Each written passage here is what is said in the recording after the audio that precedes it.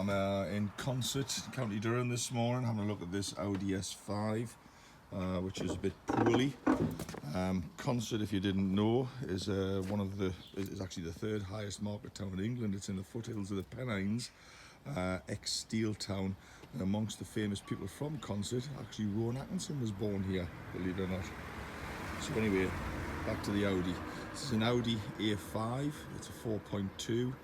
It's an FSI engine, which is a normally aspirated direct injection engine. That's it there. And it is just a bit poorly. I'm going to start it up and let you listen yourself.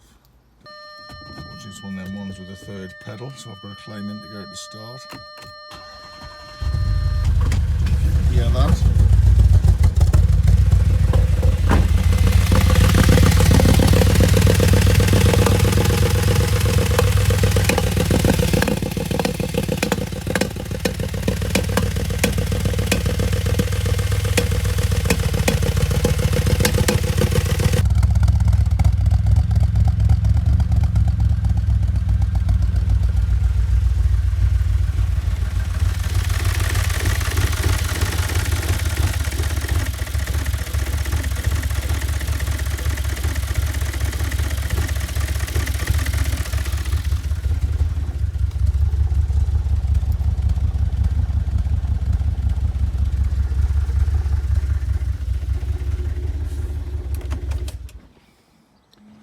As I said, very poorly V8 Audi.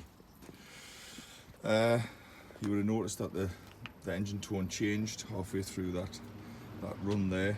Basically what that is, that's the engine ECU switching off the affected cylinders so it stops backfiring. So my job is to find out what's caused this. Right, so let's have a look for fault codes. There we go. Random multiple cylinder misfires. Cylinder 8, cylinder 7, cylinder 5 and cylinder 6 misfire detected. Also cylinder 2. So 5 cylinders out of 8. Ignition activation cylinder 2. Right, okay, so we basically have cylinders 5, 6, 7 and 8 plus cylinder 2. But cylinder 2 is also logging an ignition fault as well. Now, just get the information. The configuration of this engine is, it's an 8-cylinder engine.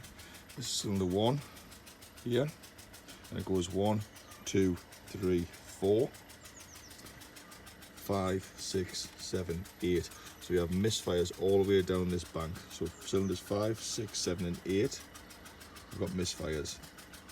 Also cylinder 2 has, but this one has also got an ignition failure fault. So I'm thinking I've got 2 faults here, because these ones don't have ignition failures, it's detecting misfires. This one has an ignition, it has a misfire and an ignition failure. So I need to now determine what's causing the misfires on one whole side of this engine. Okay, so what I'm going to do here is I want to see if there's a difference between the left hand bank and the right hand bank mechanically. To do this, I'm going to use a pressure pulse analysis on a cylinder on each bank. So I'm going to take a pressure waveform reading out of this cylinder here using my pico scope, and I'm also going to take one out of here and see if I can see any differences between the two banks in the way that the mechanical condition of the engine. So I've got this set up on what's considered to be the good bank. So I'm in the cylinder 1 here with the WPS attached to the pico on the laptop there. Sorry, it's a bit spaced out here. I'm just trying to keep the sun off the screens. Up there now. I've got a pedal depressor on the clutch there, so I'm not having to climb in and out. So we'll give this a crank.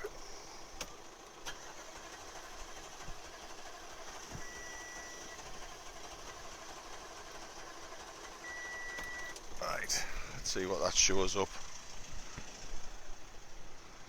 So back to here.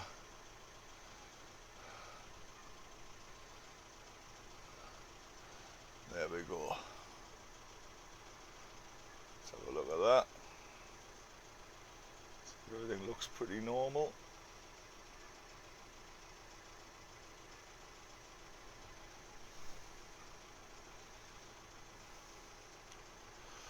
That to me looks normal-ish, so I'm not going to dissect it yet. I want to compare it, so I'm going to save this now. I'm now set up on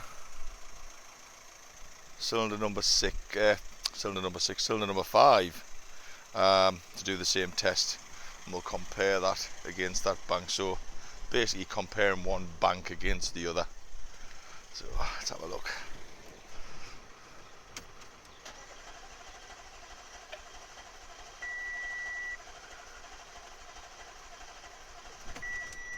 There we go. Let's have a look at this one.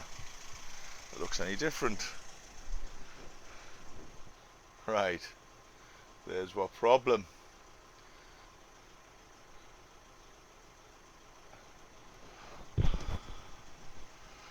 If you remember what the other one looked like, it didn't look like that. Basically what we've got is we've got a second compression tower occurring, and it's occurring at the end of the exhaust stroke.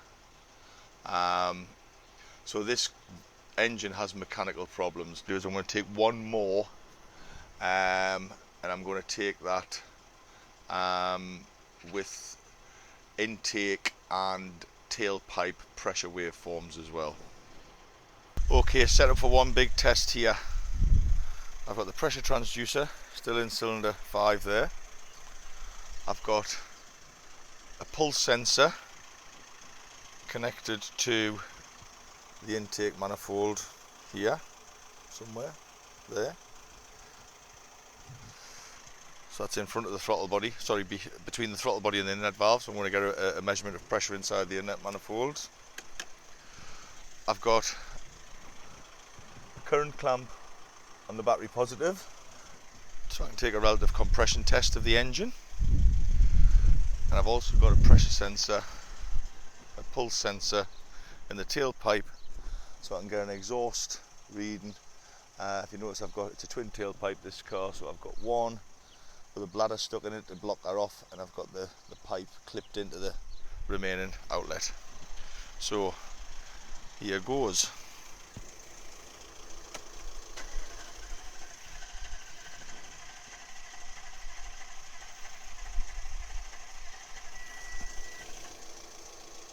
There we go.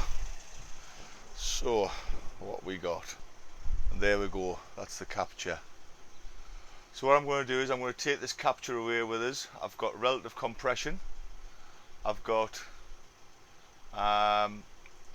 pressure pulse in the inlet, pressure pulse in the tailpipe, and I've got the in-cylinder waveform as well. So all of that information should be able to give me the answer to what is wrong with this engine. Got a bit of spare time on this one, so what I'm decided to do is, before I analyse these waveforms, I've got an exhaust back pressure gauge, and I've removed one of the lambda sensors, one in front of the cat, and I've stuck the gauge in its place. So we're just going to see if this second compression peak is because of a blockage in the exhaust, rather than a valve timing issue. So we'll start it up and have a look at the pressure readings.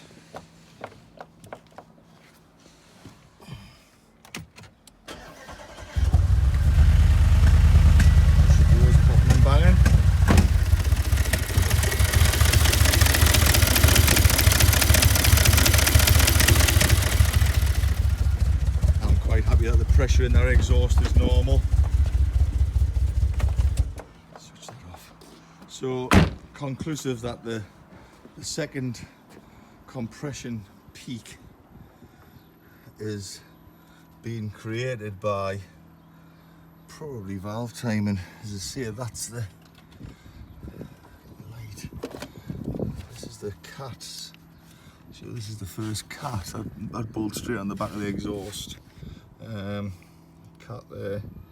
So I think I'm taking a reading there straight from what would be the exhaust manifolds. I think we might have a camshaft timing issue on this passenger side bank. Yeah, it's going to need major surgery, this one. Thanks for watching.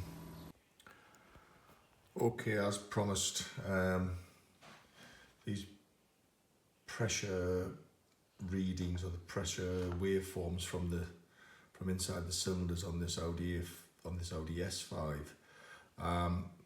This one was from the driver's side bank, which is the one that's considered to be the good bank, cylinder 1. Just to explain to you what these mean, I put a pressure transducer in place of the spark plug, then I crank the engine, and what I get is I get a waveform. This is the waveform of what's going on inside the cylinder when it's cranking. So as you can see these spikes. These spikes are basically what's called compression towers. So as the piston comes up the top dead center on a compression stroke, up here, that's my peak compression in that cylinder. So that's peak compression there, and then as the piston starts to drop down the bore, which would normally be on what's called a power stroke, but it's on because there's no ignition occurring, called an expansion stroke. The piston's coming down the bore, gets to the bottom of the bore, exhaust valve opens, it goes on an exhaust stroke, then on an inlet stroke, then on a compression stroke, and the process just repeats. So the distance, the time between these two compression peaks is basically 2 rotations of the crankshaft, 720 degrees of rotation. So what I'm going to do is I'm going to zoom in on one of these compression events. So let's click on there, and we'll go zoom in. Take that out of the way. So there we go. I'm going to pull some rules in to try and make this a bit clearer. So I'm going to put one in there. I'm going to put one in there. And what I'm going to do is I'm going to divide this into 4 sections. The reason being is 4 strokes of the engine. So over the left here, you see compression rising. Get to its peak compression. That's top dead center. Cylinder piston is a top dead center on a compression stroke. Valves are closed. The piston starts coming back down the cylinder wall, so the pressure is dropping within the cylinder till it gets to it drops below 0. So I'm just going to put this in so we can see where 0 is.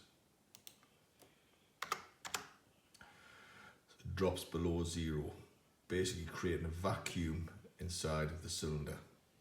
See? The reason we're getting a vacuum is because the valves are still closed, the piston's coming down the cylinder, so it's creating a vacuum pocket, a depression in the bottom of the waveform.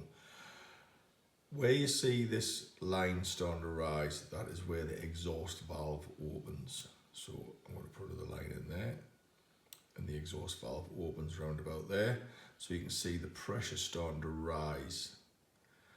So the piston at this point is still coming down the cylinder. Exhaust valve is opened. Exhaust valve's open before we get to bottom dead center. So the exhaust valve's opened.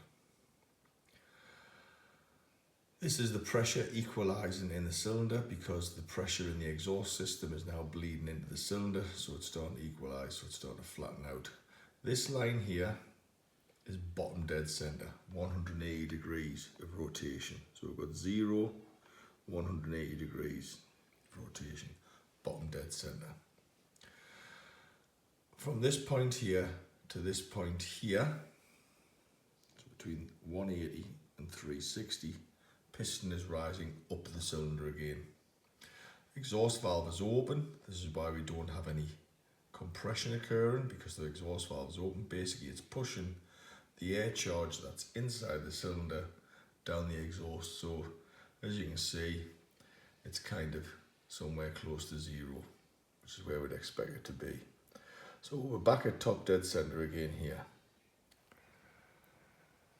This is top dead center with on the exhaust stroke. So we've had no compression peak because the exhaust valve is still open. From this point here to this point here, so between 360 degrees and 540 degrees is the inlet stroke. So the inlet, this is the intake stroke. Where you see the line drop here, that is the point where the inlet valve opens. Inlet valve opens, there's negative pressure inside of the inlet manifold. That negative pressure finds its way into the cylinder. This is where we get a drop in pressure. So the inlet valve opens, the exhaust valve is closed by now. There's been a bit of valve overlap going on here, I'm not going to go into that. So piston is now coming down the cylinder, sucking air in from the inlet manifold, and it gets to this point here. This is where the piston changes direction, 540 degrees to 720 degrees. Piston is now moving back up the cylinder. Now, you'd expect the compression to start rising here, but it doesn't. It starts rising here. The reason being is inlet valve is still open. Inlet valve closes at this point here. Compression starts to rise. Get to peak compression where the cylinder, the piston is at top dead center, and then we start the whole cycle again. So that is what I would classify as a normal in-cylinder waveform. It looks good to me. It looks okay. There's nothing sort of screaming out to me saying it looks wrong. So next, I'm going to bring up the waveform from the other bank, the one with the what we're considering as the bad bank. If you remember back in the video when I was at the car, this is what we were left with on the screen after I took in-cylinder reading, I took an intake manifold reading along with an exhaust tailpipe reading along with a relative compression test. So basically this was the waveform we were left with. What I'm going to do is I'm going to take away some of the channels, so we're just left with the in-cylinder for now. There's the in-cylinder there.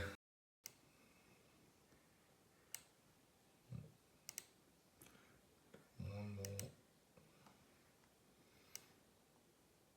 There we go. Zoom in on one event. From middle one there.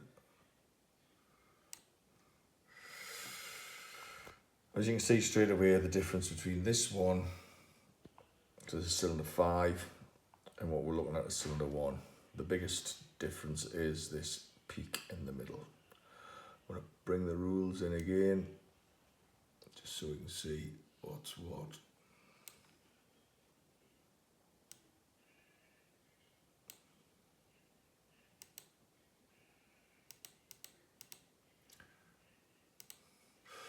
Right, there's our four strokes were engined.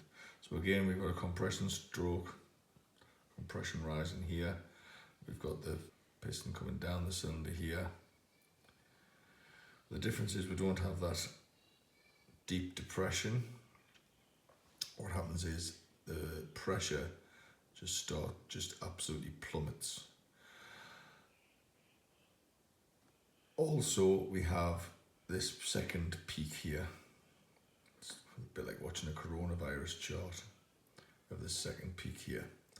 Now I'm going to explain to you what's happening here. So where before, where I showed you the exhaust valve opening, was after that depression. Well, I figure the exhaust valve on here opens at about this point here, and the exhaust valve, the inlet valve opens at about this point here. So basically what this does is that's proven to me that the timing is out on that bank of cylinders. So especially the exhaust camshaft, because the exhaust valve is opening super early here, and it's closing, it's closing round about here. So it's closing before it gets back to top dead center. This is why we've got this second compression peak. Now interesting, if I bring in another one of the waveforms, which I think is C, this is the inlet manifold. Now if you look, this second compression peak here lines up with this peak in pressure in the inlet manifold here. What's happening is the inlet valve is opening here, and the pressure that's within this cylinder is releasing itself in the inlet manifold, and this is why we're getting this peak here. So again, evidence that it all goes to build the picture of what's going on. What I can also do is bring in what's called a piston chart, which is this thing here. Now we're using cylinder 5 as a reference because that's what our pressure transducer's in. So if you notice, number 5 is at the top of the piston chart here. Now if we look, 5 is on compression here, which it is. It's on a power stroke here, but the exhaust valve is opening early. Exhaust stroke is here. So the whole exhaust stroke has moved that way because the cam's jumped. Chain's probably been slack on it. So the exhaust valve is actually opening somewhere around about here. So we've got something like about 90 degrees that exhaust cam is advanced. The exhaust valve is closing here. If you look, exhaust stroke doesn't end till here. So again, verifying what our findings are. Inlet valve is opening here. Now inlet valves normally will open after top dead center. Exhaust valves will stay open for a while after top dead center because we have a bit of valve overlap.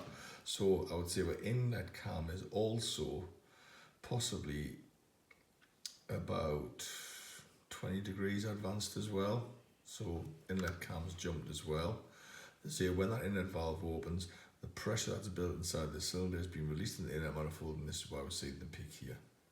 So the pressure is still undulating inside the inlet manifold all the time that inlet valve is open. And my inlet valve is closing at that point there, and pressure is starting to rise. Now, if you look, we've got more peaks here, one there, one there, one there, to prove that it's relative to this bank. There we go.